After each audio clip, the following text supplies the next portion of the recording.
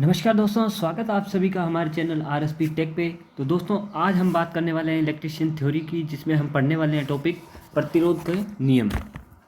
तो सबसे पहले हम टॉपिक डाल लेते हैं दोस्तों, जो आज का हमारा रहने वाला है प्रतिरोध के नियम, जिसको इंग्लिश में बोलते हैं दोस्तों लॉ ऑफ रेजिस्टेंस।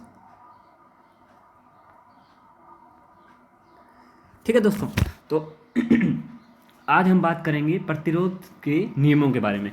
तो सबसे पहले हम बात करते हैं दोस्तों, प्रतिरोध क्या होता है। तो प्रतिरोध के बारे में मैं आपको बता चुका हूँ कि प्रतिरोध पदार्थों का एक क्या है, स्वाभाविक गुण है। तो यहाँ लिख सकते हैं पदार्थों का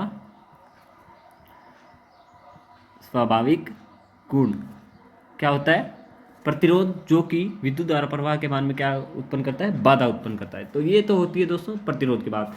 अब हम बात करते हैं दोस्तों कि प्रतिरोध कुछ चीज़ों पर निर्भर करता है, जिनमें से सबसे पहली चीज़ आती है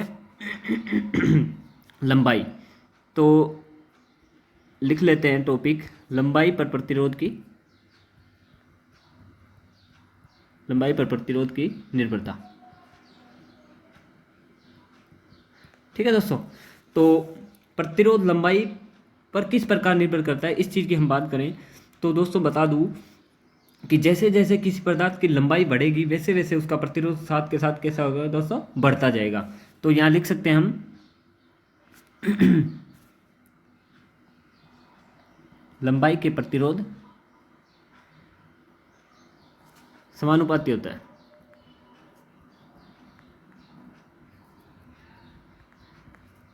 यानी कि डायरेक्टली प्रोपोर्शनल होता है किसके, लंबाई के।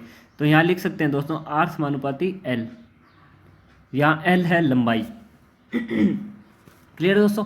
अब हम बात करते हैं दोस्तों दूसरी चीज़ की, जिस पे प्रतिरोध निर्भर करता है, उसका नाम है दोस्तों कटाक्ष क्षेत्रफल।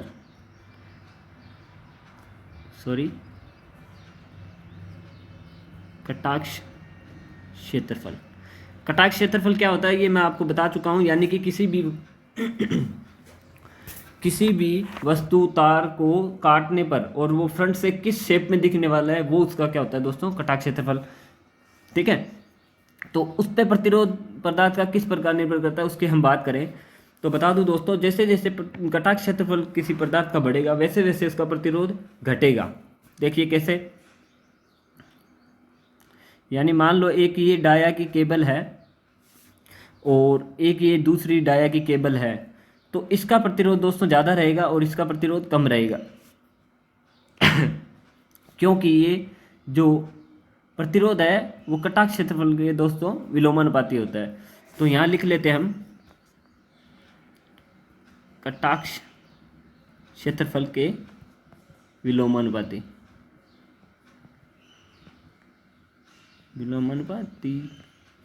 ठीक है दोस्तों, यानी कि R inversely proportional to area.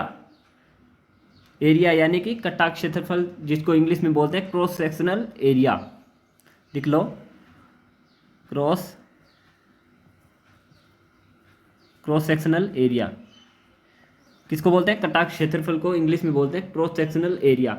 यानी कि जो प्रतिरोध है वो क्रॉस सेक्शनल एरिया के दोस्तों क्या होता है, विलोमानुपाती होता है। तो दोनों समीकरणों से बात करें, समीकरण 1 ये होगी और 2 ये होगी, तो मिलाकर तीसरी जो समीकरण बनती है दोस्तों, तो वो ये होगी, R समानुपाती तो होगा लंबाई के और विलोमानुपाती होगा क्रॉस सेक्शनल एरिया के। तो ये बन जाएगा आपका नया सूत्र, जिस पर आधारित कुछ क्वेश्चन आते हैं। या तो डायरेक्ट क्वेश्चन आ जाएगा कि यदि किसी चालक की लंबाई बढ़ा दी जाए तो प्रतिरोध पर क्या प्रभाव पड़ेगा, तो वो क्या होगा, बढ़ेगा।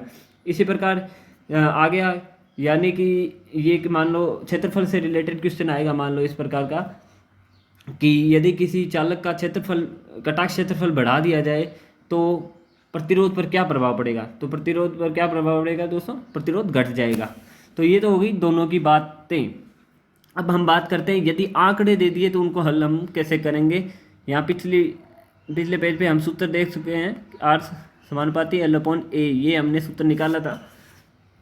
तो इसको अब हम सोल्व करें दोस्तों, तो जब भी बराबर का निशान लगेगा, तो समानुपाती हटकर जब भी बराबर का निशान लगता है तो कोई ना कोई एक नियतांक आएगा, जिसको इंग्लिश में बोलते हैं कांस्टेंट। तो यहाँ जो कांस्टेंट आता है दोस्तों, उसको बोलते हैं, ये सिंबल है रो का।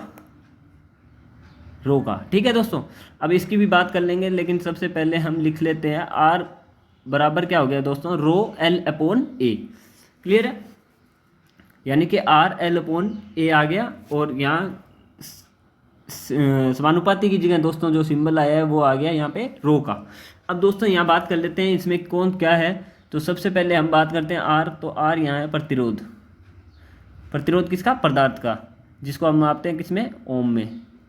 ठीक है, अब बात करते हैं हम रो की, तो इसको यहाँ लिख लेते हैं पैरों में इसके कि ये है रो का सिंबल। तो रो यहाँ दोस्तों है विशिष्ट प्रतिरोध, विशिष्ट प्रतिरोध, या इसको बोलते हैं दोस्तों प्रतिरोधकता। ठीक है, ये हो गया प्रतिरोधकता। इसके बाद हम बात करते हैं एल। एल यहाँ क्या है दोस्तों, लंबाई, और लंबाई को एसआई में किस में मापते हैं दोस्तों, मीटर में। क्लियर है। उसके बाद ए की बात करें, ए है क्रॉस सेक्शनल एरिया, एरिया यानी कि क्षेत्रफल। तो क्षेत्रफल दोस्तों क्या होता है, मीटर स्क्वायर में, जो कि एसआई पद्धति में। ठीक है दोस्तों, तो ये होगी इन चारों चीज़ों की बात। अब हम बात करते हैं दोस्तों इसमें आर के बारे में मैं आपको बता चुका हूँ, लंबाई और क्षेत्रफल बारे में आपको पता है कि क्या होता है। तो अब हम बात करते हैं दोस्तों इसमें विशिष्ट प्रतिरोध या प्रतिरोधकता की। तो नेक्स्ट टॉपिक डाल लो दोस्तों, विशिष्ट प्रतिरोध या प्रतिरोधकता। प्रतिरोधकता या विशिष्ट प्रतिरोध।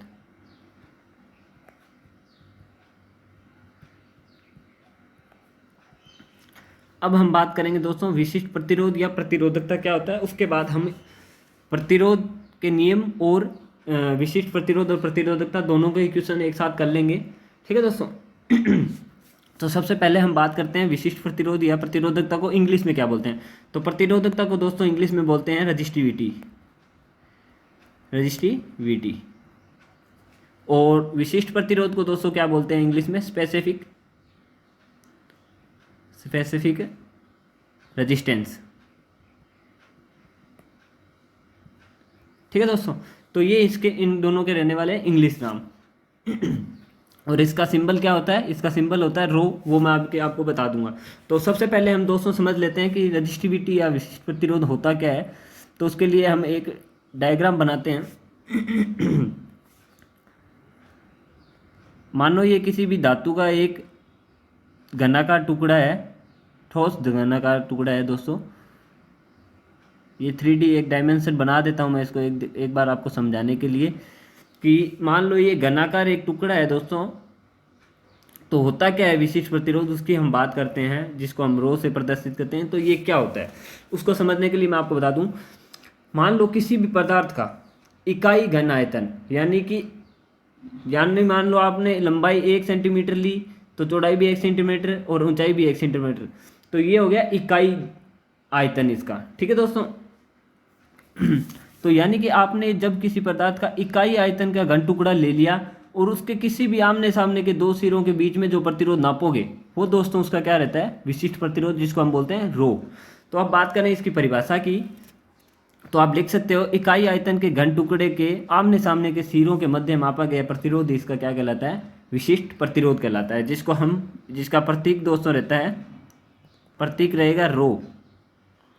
ठीक है। और अब बात करते हैं दोस्तों इसके मात्रक की।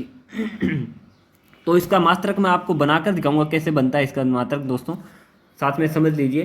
तो हमने पढ़ा था आर बराबर क्या होता है दोस्तों, रो एल अपॉन ए। तो यहाँ हम बात करते हैं रो की, यहाँ हम रो की बात कर रहे हैं। तो रो बराबर क्या हो जाएगा दोस्तों, रो बराबर हो जाएगा R A upon L. Clear है। कैसे, ये ए भाग में जो है वो इधर जाकर मल्टीप्लाई में चला जाएगा, और यहाँ जो गुणा में एल है वो यहाँ आर के बट्टे में चला जाएगा। क्लियर दोस्तों। तो जो हमारा सूत्र था मेन वो लिख देता हूँ। आर बराबर दोस्तों था रो एल अपॉन ए, ये था, जिससे कि हमने नया सूत्र बना दिया। रो बराबर क्या होगा दोस्तों, आर ए अपॉन एल। अब हम बात करते हैं इसके मात्रक की। तो आर प्रतिरोध है, यहाँ प्रतिरोध को किस में मापते हैं दोस्तों, ओम में मापते हैं। तो हम लिख लेते हैं ओम इंटू ए, यहाँ क्या है एरिया यानी कि क्षेत्रफल। क्षेत्रफल को हम दोस्तों किस में मापते हैं, मीटर स्क्वायर में। ठीक है। उसके बाद हम बात करते हैं दोस्तों यहाँ एल। एल क्या है? लंबाई। लंबाई को हम नापते हैं मीटर में। क्लियर है दोस्तों। अब 1 मीटर से 1 मीटर स्क्वायर ये कट गया, तो ऊपर क्या बच गया दोस्तों? ओम इंटू मीटर, जो किसका एसआई या एमकेएस पद्धति में मात्रक होता है दोस्तों, किसका? रो। रो का जो एमकेएस या एसआई पद्धति में जो मात्रक होता है दोस्तों, वो होता है ओम मीटर। ओम मीटर। ये तो बात होगी दोस्तों एसआई पद्धति में। अब हम बात कर लेते हैं सीजीएस पद्धति में, जो कि एसआई एमकेएस पद्धति का छोटा रूप है। तो सीजीएस पद्धति में दोस्तों विशिष्ट प्रतिरोध या रो का जो मात्रक होता है वो क्या होता है दोस्तों? तो आपको पता है सीजीएस में जो दूरी या क्षेत्रफल किस में लेते हैं? सेंटीमीटर में। तो यहाँ हो जाएगा ओम इंटू सेंटीमीटर स्क्वायर बटे में सेंटीमीटर। ठीक है, तो सेंटीमीटर से 1 सेंटीमीटर कट गया, तो ये क्या आ गया? ओम इंटू सेंटीमीटर। क्लियर दोस्तों। तो ये आ जाएगा ओम सेंटीमीटर, जिसको मैं हिंदी में लिख देता हूँ ओम सेमी। तो ये दोस्तों रहता है इसका सीजीएस पद्धति में मात्रक। किसका दोस्तों? विशिष्ट प्रतिरोध या प्रतिरोधकता। क्लियर दोस्तों। सबसे पहले मैं एक बार रिवाइज कर देता हूं जल्दी सी कि विशिष्ट प्रतिरोध क्या होता है। तो मैंने आपको बताया इकाई आयतन के घन टुकड़े, किसी भी पदार्थ के इकाई आयतन के घन टुकड़े के आमने सामने किन्हीं भी दो आमने सामने के सिरों पर मापा गया जो प्रतिरोध है, वो उसका क्या होता है? विशिष्ट प्रतिरोध होता है। ये सिर्फ क्या बदल के बदला जा सकता है? पदार्थ को बदल के ही बदला जा सकता है। ये प्रत्येक पदार्थ का समान रहेगा। अब हम बात करते हैं दोस्तों, जो हमने अभी एक मात्रक निकाला था, उस मीटर में निकाला था सबसे पहले। तो यहाँ से यहाँ तक की दूरी दोस्तों क्या होगी? मीटर। यानी कि कितने मीटर? 1 मीटर। तो ये 1 metre by 1 metre by 1 metre, यानी कि ये एक ठोस घन है जो कि 1 मीटर चौड़ा, 1 मीटर ऊंचा, 1 मीटर लंबा है। ठीक है दोस्तों। तो ये होगी बात विशिष्ट प्रतिरोध की। समझ गए होंगे आप विशिष्ट प्रतिरोध क्या होता है? किसी भी पदार्थ के इकाई आयतन के घन टुकड़े का, यानी कि एक जो आपने पासा देखा होगा, जो पासा होता है उसी शेप का अगर आप किसी भी धातु का एक टुकड़ा ले लेते हो और उसके आमने सामने के किन्हीं भी दो सिरों पे आप प्रतिरोध नापोगे, किसी भी दो फलकों पे, तो जो प्रतिरोध आएगा वो उस पदार्थ का विशिष्ट प्रतिरोध रहता है, जो उस पदार्थ का सेम रहेगा दोस्तों। वो इसी अनुपात में बढ़ता जाएगा। जैसे आपने पहले ले लिया 1 सेंटीमीटर, तो 1 सेंटीमीटर के हिसाब से ही अब आएगा जो, और उसी हिसाब से अब आप मल्टीप्लाई कर दोगे 1 सेंटीमीटर को मीटर से, तो वो मीटर में आ जाएगा। मतलब जो इकाई का मान अगर आपका निकल गया तो वो आप कितने पे भी निकाल सकते हो। ये होता है इसका विशिष्ट प्रतिरोध। क्लियर दोस्तों। जिसका मैंने आपको मात्रक भी बता दिया है, जो कि एसआई पद्धति में तो इसका मात्रक रहता है दोस्तों एसआई और एमकेएस में, इनमें तो रहता है ओम मीटर, और जो सीजीएस पद्धति है जो कि एमकेएस की छोटी पद्धति है, उसमें दोस्तों इसका मात्रक रहता है ओम सेंटीमीटर। क्लियर दोस्तों। तो ये आपका हो गया दोस्तों विशिष्ट प्रतिरोध। अब हम बात करते हैं दोस्तों कुछ प्रश्नों की, जो कि रिलेटेड है पहले प्रतिरोध के नियम से। तो चलिए दोस्तों, अब हम कुछ क्वेश्चन की बात कर लेते हैं। उससे पहले मैं आपको विशिष्ट प्रतिरोध का प्रतीक लिखा चुका हूँ, यहीं मैं आपको मात्रक भी लिखा देता हूँ। यही मात्रक लिख लीजिए। मात्रक जो विशिष्ट प्रतिरोध का एसआई है वो मात्रक रहता है ओम मीटर। ठीक है दोस्तों, ये इसका एसआई है। और एमकेएस में भी लिखा देता हूँ। एमकेएस और एसआई का तो ये दोनों सेम रहने वाला है। सीजीएस में बता देता हूँ। सीजीएस में रहेगा इसका ohm semi, ohm into centimetre. Clear दोस्तों। अब हम बात करते हैं कुछ क्वेश्चन की। सबसे पहले हम बात करते हैं प्रतिरोध के नियम के आधारित पहला क्वेश्चन, कि यदि किसी पदार्थ की लंबाई बढ़ाकर 4 गुना कर दी जाए तो उसका प्रतिरोध क्या होगा। तो यदि किसी पदार्थ की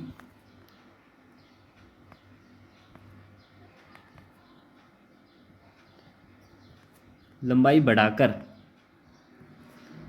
4 गुना कर दी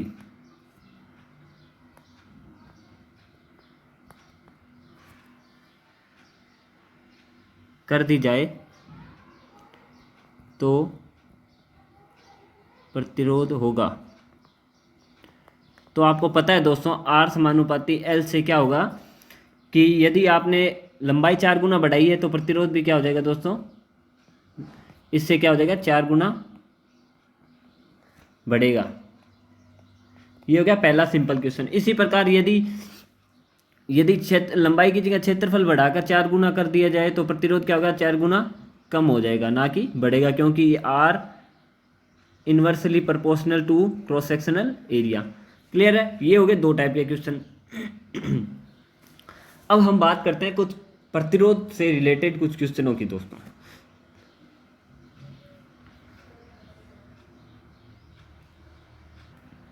चलिए दोस्तों, अब हम बात करते हैं कुछ क्वेश्चनों की। तो लिख लीजिए, यदि किसी तार का प्रतिरोध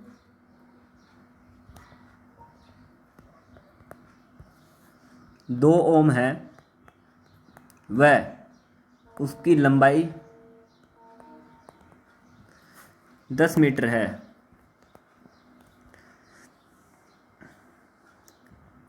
वह उसका क्षेत्रफल यानी कि क्रॉस सेक्शनल एरिया क्या है इसका, 5.2 मीटर स्क्वायर है,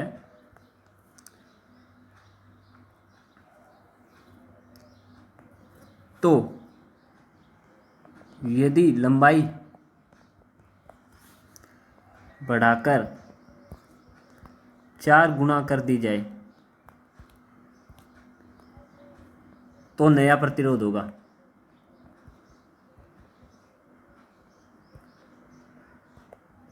इसका नया प्रतिरोध क्या होगा ये हमें बताना है, जबकि इसमें क्या सिर्फ लंबाई चेंज की है। ठीक है दोस्तों, सिर्फ लंबाई जब चेंज होगी तो किस प्रकार प्रतिरोध में परिवर्तन होगा वो मैंने आपको बताया था। इसमें क्षेत्रफल पे कोई फर्क नहीं पड़ेगा क्योंकि क्षेत्रफल उसने सेम रखा है। तो अब हम बात करते हैं तो इसका प्रतिरोध आपको सीधा ही आपका आंसर आ जाएगा दोस्तों इसमें, कि यदि लंबाई 4 गुना की है तो प्रतिरोध कितना हो जाएगा, सीधा ही 4 गुना ज़्यादा यानी कि 8 ओम हो जाएगा। ये तो था एक सिंपल सा क्वेश्चन। अब हम बात करते हैं दोस्तों तीसरे क्वेश्चन की। यदि लंबाई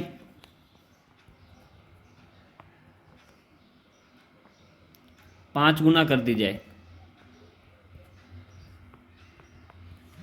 वह क्षेत्रफल आधा कर दिया जाए, तो नया प्रतिरोध क्या होगा। यदि पूर्व प्रतिरोध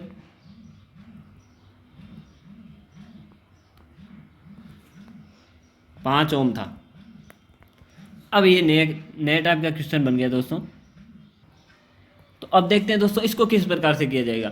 तो इसमें दोस्तों आपको लंबाई 5 गुना बढ़ा दी गई है और क्षेत्रफल आधा कर दिया गया है। तो हम चलते हैं सबसे पहले सूत्र पे, R बराबर रो L अपॉन ए। यहाँ रो की बात नहीं की गई है दोस्तों, यानी कि विशिष्ट प्रतिरोध को यहाँ मेंशन नहीं किया गया है, तो इसको हम यहाँ इसकी जगह हम रख देते हैं पुराना प्रतिरोध। तो पुराना प्रतिरोध दोस्तों हमारा कितना रहेगा तार का, तो यहाँ दोस्तों पुराना प्रतिरोध तार का था 5 ओम, तो हम रो की जगह 5 ओम लिख देंगे और लंबाई की जगह क्या लिख देंगे दोस्तों, हम 5 गुना बढ़ाई है तो 5 लिख देंगे, और जो क्षेत्रफल है वो पहले की तुलना में आधा कर दिया है तो यहाँ हम 1/2 कर देंगे। क्लियर दोस्तों। तो आपको भी पता है जो बटे में संख्या होती है उसमें ये नीचे की जो संख्या है वो सीधे ऊपर वाले के मल्टीप्लाई में चली जाती है। तो हम यहाँ इसको थोड़ा सॉल्व कर लेते हैं। 5 तो हो गया यहाँ पुराना प्रतिरोध, इंटू 5 हो गया लंबाई 5 गुना, इंटू ये 2 हो गया जो नीचे वाली संख्या ऊपर आकर क्योंकि हाफ किया गया है, और जो 1/2 में है वो यहाँ लगा देते हैं। तो अब आप देख सकते हो दोस्तों कि पुराना प्रतिरोध 5 ओम था और ये मल्टीप्लाई होकर आ गया 10, यानी कि 5 × 10 कितना आ गया आपका दोस्तों, 50 ओम। यानी कि जो प्रतिरोध है पहले की तुलना में 10 गुना बढ़ जाएगा। या तो आपको ये देगा कि नया प्रतिरोध कितना होगा, या प्रतिरोध कितना गुना हो जाएगा। तो ये अगर आएगा तो आपको कितना लिखना है दोस्तों, 10 गुना। क्लियर है। तो ये हो गए दोस्तों आपके प्रतिरोध से रिलेटेड कुछ क्वेश्चन। इसके अलावा भी कुछ और क्वेश्चन है वो मैं आपको बताता हूँ अभी। तो दोस्तों अब हम बात करते हैं प्रतिरोध से रिलेटेड कुछ अन्य प्रश्नों की, जिनमें सबसे पहले क्वेश्चन ये है कि यदि किसी तार को मोड़कर उसका वर्त बना दिया जाए तो उसका प्रतिरोध पहले की तुलना में कितना होगा। यानी कि मान लो एक तार है यूं और इसको मोड़कर यूं एक वर्त बना दिया जाए तो इसके किसी भी 2 सिरों पर मापा गया प्रतिरोध क्या होगा। तो इस टाइप के क्वेश्चन कई बार एग्जाम में आ जाते हैं दोस्तों। तो सबसे पहले हम बात करते हैं, माना इसका 10 ओम प्रतिरोध है, तो जब इसका 10 ओम है तो इस पूरी वायर का भी 10 ओम था, इस पूरी वायर का यहाँ से यहाँ तक पूरा 10 ओम था। लेकिन अब कंडीशन चेंज हो चुकी है दोस्तों। अब क्या होगा कि ये कहीं से भी आप जोड़ोगे तो ये 2 भागों में विभक्त हो जाएगा। तो उसके आमने सामने के सिरों पर जो प्रतिरोध नापोगे आप, तो यहाँ ऊपर वाला भी ये टुकड़ा 5 ओम का हो गया और नीचे वाला भी 5 ओम का हो गया, और ये दोनों अब एक दूसरे के कौन से क्रम में हो गए दोस्तों? समांतर क्रम में। तो आपको पता है समांतर क्रम का सूत्र क्या होता है, अगर सेम प्रतिरोध हो तो R/N। यदि दोनों का प्रतिरोध, मान लो 10 प्रतिरोध है, सभी का प्रतिरोध समान है, अगर उनको समांतर क्रम में जोड़ेंगे तो जितने प्रतिरोध होगा, जितना एक का प्रतिरोध होगा और टोटल जितनी क्वांटिटी होगी उससे भाग दे देंगे। जैसे इसमें क्वेश्चन में देखते हैं, जैसे 5 ओम प्रत्येक का है और प्रतिरोध है 2, तो ये हो गया R/N के हिसाब से। R तो हो गया प्रतिरोध, N इनकी होगी संख्या कितनी? 2, यानी कि 2.5 ओम। ये तो हो गया फर्स्ट टाइप का क्वेश्चन इसमें। अब हम बात करते हैं सेकंड टाइप की। क्वेश्चन आएगा, यदि किसी तार को मोड़कर उसका वर्त बना दिया जाए तो उसके किन्हीं 2 सिरों पर या आमने सामने के सिरों पर, वर्त के आमने सामने के सिरों पर या वर्त के व्यास पर मापा गया प्रतिरोध कितना होगा? तो जो प्रतिरोध नया आएगा दोस्तों, उसमें यदि आपको यहाँ कुछ भी आंकड़ा नहीं दिया गया है तो आपको उत्तर मिलेगा क्या? 4 गुना कम हो जाएगा। कैसे? यहाँ आप देख सकते हो कि 10 ओम वाले का यहाँ प्रतिरोध कितना आ रहा है? 2.5 ओम आ रहा है, यानी कि 2.5 ओम आ रहा है, जो कि पहले की तुलना में 4 गुना कम है। अब बात करते हैं हम दूसरे टाइप की क्वेश्चन की दोस्तों कि तीसरे टाइप की क्वेश्चन की बात करते हैं, यानी कि एक तार थी 5 मीटर लंबी। अब इसको किसी प्रक्रिया द्वारा खींचकर लंबा कर दिया गया है 25 मीटर तक। ठीक है दोस्तों, तो अब इसका नया प्रतिरोध होगा वो कितना आएगा? तो इसमें सबसे पहली बात आपको मैं बता दूं दोस्तों, फॉर एग्जाम्पल कि मान लो ये एक वायर थी, ठीक है 5 मीटर लंबी, 5 मीटर जिसकी लंबाई थी। अब इसको खींचकर 25 मीटर दोस्तों जब कर दिया जाता है तो इसमें क्या क्या चीज़ें चेंज होगी? एक तो इसकी लंबाई चेंज होगी। लंबाई होगी दोस्तों इसकी 5 से 25 मीटर। एक 25 मीटर का तार का टुकड़ा और बना लेते हैं हम। ये लो। तो अब इसकी दोस्तों जो लंबाई होगी वो तो होगी दोस्तों 25 मीटर। ये समझने के लिए आप कहीं नापने लग जाओ, नापने में आपको हो सकता है थोड़ी आ जाए, इसमें अंतर आ जाए, लेकिन दोस्तों ये सिर्फ समझने के लिए। ऊपर वाले को 5 मीटर मानना आपको और नीचे वाले को 25 मीटर मान के चलना है, ठीक है। अब आपको इनमें एक अंतर साफ दिखने भी आ रहा है कि इसकी एक लेंथ बढ़ चुकी है। दूसरा इसमें अंतर आएगा दोस्तों इसका क्षेत्रफल या क्रॉस सेक्शनल एरिया में, जो कि घट चुका है, पहले की तुलना में कम हो चुका है। इन्हीं चीज़ों पे आपको फोकस करना है कि जब लंबाई में परिवर्तन होगा तो क्षेत्रफल में कितना परिवर्तन होगा। तो आपको दोस्तों बता दूं, जब भी आप किसी तार को खींचकर लंबा करोगे तो जितने गुना लंबा करोगे उतना ही गुना उसका क्या है, क्रॉस सेक्शनल एरिया कम हो जाएगा। यानी कि इसका 5 गुना अगर लंबाई बढ़ी है तो 5 गुना क्रॉस सेक्शनल एरिया कम हो जाएगा। क्या? क्रॉस सेक्शनल एरिया कम होगा जबकि लंबाई बढ़ेगी। जब लंबाई बढ़ेगी तो क्रॉस सेक्शनल एरिया क्या होगा दोस्तों? घटेगा। और इसी प्रकार जैसे मान लो ये जो नीचे की तार है आपको जो 25 मीटर की दिख रही है, अगर इसको हम लंबाई कम करेंगे, इतनी धातु रखें और इसकी लंबाई कम करें तो इसका क्या होगा? डाया बढ़ जाएगा। ये आपको पता है, उल्टा होता है ना। इसी प्रकार आपको समझना है क्वेश्चन को। तो यदि आप इस पे बात करें पहले क्वेश्चन पे कि यदि किसी तार की लंबाई 5 मीटर से बढ़ाकर 25 मीटर कर दी जाए तो उसका नया प्रतिरोध क्या होगा, तो आपको सीधा ध्यान रखना है दोस्तों। सबसे पहले हम चलते हैं सूत्र पे R बराबर रो L अपॉन A से, कि हमने लंबाई बढ़ाई कितनी? 5 गुना, तो यहाँ 5 गुना कर देंगे हम। अब हमने लंबाई 5 गुना खींचकर बढ़ाई तो इसका जो क्षेत्रफल है वो भी 5 गुना कम हो जाएगा, यानी कि ये हो जाएगा 1/5। क्लियर दोस्तों? ये हो जाएगा 1/5। यानी कि अब जो नया प्रतिरोध आएगा वो कितना होगा? तो वो होगा दोस्तों, ये 5 आपको पता है, ये ऊपर मल्टीप्लाई में चला जाएगा, तो यानी कि ये हो जाएगा 5 × 5, यानी कि जो नया क्षेत्रफल है दोस्तों वो आ जाएगा 25 गुना अधिक। क्लियर दोस्तों? 25 गुना अधिक होने वाला नया प्रतिरोध। क्लियर आपको? क्यों हुआ ये सब? कि आपने 5 गुना लंबाई बढ़ाई तो 5 गुना जो इसका क्षेत्रफल है वो भी इसका कम हो जाएगा। क्लियर दोस्तों। तो इस टाइप के क्वेश्चन आते हैं, तो इसमें हम एक नया क्वेश्चन बना लेते हैं। यदि किसी तार की लंबाई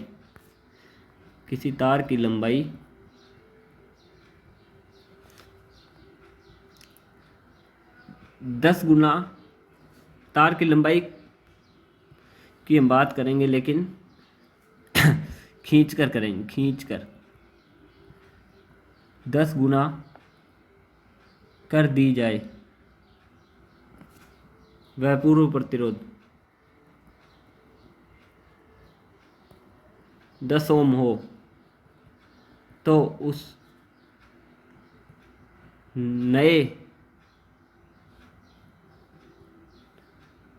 नए खींचे तार का प्रतिरोध होगा। अब बात करें दोस्तों इसका प्रतिरोध कितना होगा, तो सबसे पहले हम बात करते हैं लंबाई खींचकर कितनी गुना की गई दोस्तों, यहाँ लंबाई नहीं दी हुई, सीधा इसमें मल्टीप्लाई में बात करी गई है, तो 10 गुना लंबाई बढ़ा दी गई है, तो यानी कि जो क्रॉस सेक्शनल एरिया वो भी 10 गुना कम हो जाएगा, 1/10 हो जाएगा। आपको पता है R बराबर L/A है, अगर यहाँ रो को छोड़ दें तो भी L/A है, तो L 10 गुना कर दिया, यहाँ मल्टीप्लाई में बात की गई है, तो 10 गुना क्षेत्रफल क्या हो गया, कम हो जाएगा, और आपको पता है ये मल्टीप्लाई में यहाँ जाकर क्या हो जाएगा, 100 गुना अधिक हो जाएगा। तो पुराना प्रतिरोध दोस्तों जब 10 ओम था, तो नया प्रतिरोध क्या आएगा इसका 10 × 100 गुना बढ़ जाएगा, यानी कि क्या होगा 1000। जब आपको पुराना प्रतिरोध नहीं दिया गया हो तब क्या होगा, तब आपसे पूछेगा कि नया प्रतिरोध क्या होगा, तो नया प्रतिरोध आप क्या बताओगे 100 गुना अधिक होगा। बस सिंपल से